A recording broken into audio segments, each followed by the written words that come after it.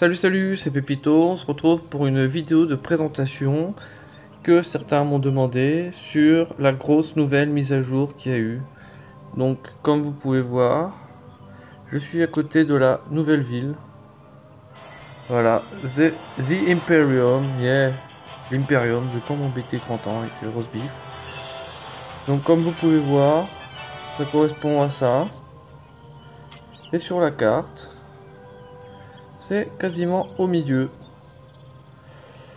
Donc, alors, c'est pas facile à expliquer.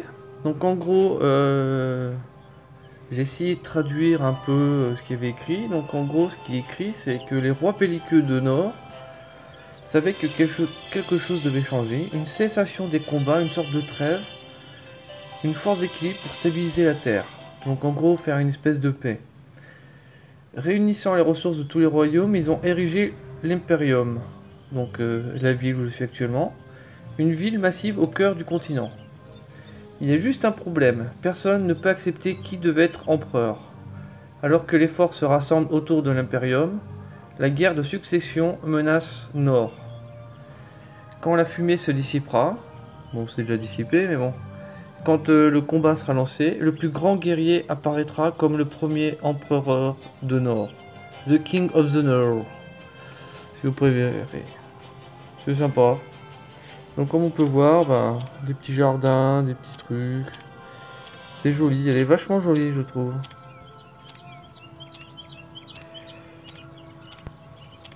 C'est vraiment très joli. C'est bien fait. Donc ensuite, commençons le truc. Donc,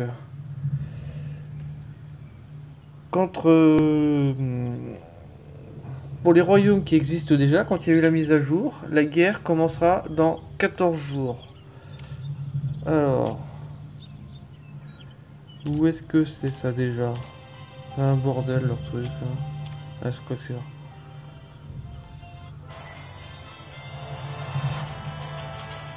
Voilà, la guerre commence sur mon serveur dans 4 jours et 11 heures. Donc ensuite, pour les royaumes qui sont tout beaux, tout neufs, la guerre commencera 30 jours après la mise en ligne du royaume. Comment va se dérouler cette prise de l'Imperium? Alors, c'est une guerre de succession qui se déroule entre les 5 maisons qui contrôlent le plus de villes sur Nord. Donc en gros, entre les 5 plus grosses guildes de Nord. Donc si vous êtes dans une petite, vous pourrez pas vraiment y accéder et tout ça quoi. Donc la phase de guerre, comment ça va se passer? Alors quand on commencera, l'Imperium sera vidé de tous les joueurs s'il y avait une guerre avant. La guerre de succession est divisée en 4 phases. Compte à rebours, capture, occupation et défense. Pendant la phase de compte à rebours de 10 minutes, tous les bastions des joueurs dans l'Imperium seront replacés dans leur capitale.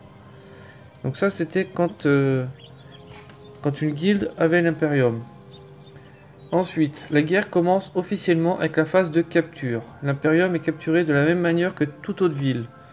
Donc en gros, premier arrivé dedans, il se place, d'autres personnes se placent.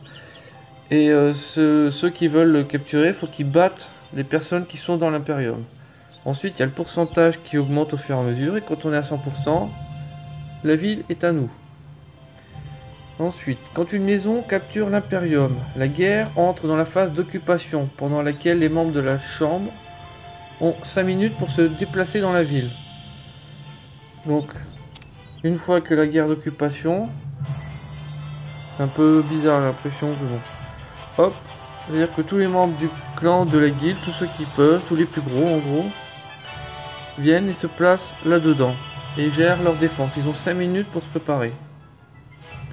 Ensuite, si le seigneur ne parvient pas à entrer dans la citadelle avant la fin du temps imparti, le seigneur c'est celui qui le chef de la guilde en gros.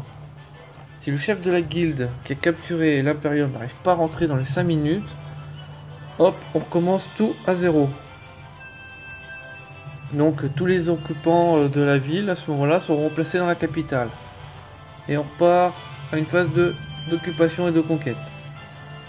Après l'occupation de l'Imperium, la citadelle reçoit un buff, sa santé est rétablie et la guerre entre dans la phase de défense, durant laquelle la guilde qui occupe l'Imperium doit repousser les attaques sur la citadelle pendant 6 heures pour pouvoir obtenir la victoire finale.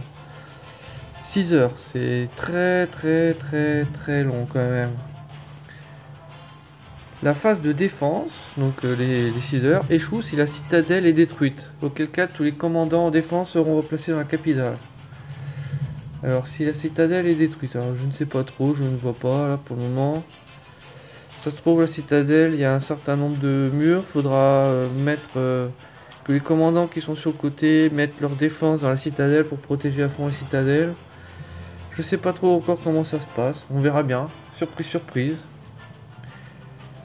Si la citadelle est détruite pendant la phase de défense, l'Imperium sera réinitialisé au statut de ville neutre. Donc on recommence tout à zéro.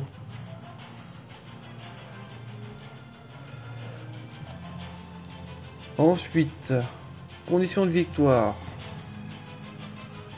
La guerre de succession se terminera après 24 heures ou plus tôt. Si une maison défend avec succès la citadelle pendant 6 heures, remportant une victoire décisive et appelant leur seigneur comme empereur de Nord. Donc en gros, le total, ça dure 24 heures, grand max. Au bout de 24 heures, c'est fini. Donc il faudra attendre 14 jours avant de la recapturer. Donc c'est-à-dire qu'il n'y aura pas d'empereur de Nord. Ensuite, dans les conditions de victoire, toujours, si aucune maison ne défend avec succès la citadelle pendant 6 heures avant la fin de la guerre de succession, il n'y aura pas de vainqueur et pas d'empereur. Donc c'est bien ce que je disais, 14 jours d'attente après. Lorsque 24 heures se sont écoulées, si une maison est actuellement en train de capturer ou de défendre l'Imperium, la guerre de succession entrera en prolongation. Enfin, ça c'est bien, c'est pas au bout de 24 heures et une seconde, hop, au revoir. Cependant, si la chambre ne parvient pas à capturer, si la guilde ne parvient pas à capturer ou à défendre l'Imperium, les heures supplémentaires se termineront et la guerre de succession prendra fin. Donc après les 24 heures, ça continue si en mode capture ou défense, et dès que c'est perdu, bah hop, on attend 14 jours. Bon, alors il y a des récompenses après. Les membres de la maison victorieuse recevront une récompense spéciale. Tous les membres qui auront quitté ou rejoint la maison après le début de la guerre n'auront rien. Les commandants qui participent à la guerre de succession mais échouent à remporter la victoire recevront aussi une petite récompense. Et tous les commandants qui se connectent pendant la guerre de succession recevront cette récompense. Une petite récompense aussi. Il n'y a pas écrit à quoi correspondent les récompenses. Je ne sais pas si c'est des grosses. Je pense que la victoire ce sera une grosse, la participation une moyenne et ceux qui se connectent c'est une petite. Par contre, il n'est pas écrit si les commandants qui se connectent, si c'est ceux des guildes qui participent ou si c'est toutes les guildes de Nord. Ensuite, ça c'est assez intéressant. Pendant la guerre de Nord, il n'y a aucune des batailles de siège qui ont lieu dans le cadre de la guerre de succession qui entraînera le pillage des ressources. Ça, par contre, c'est très intéressant.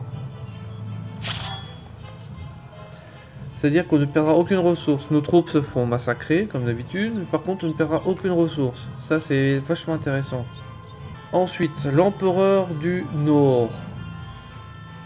Alors, il aura un dragon en monture. Un beau petit dragon.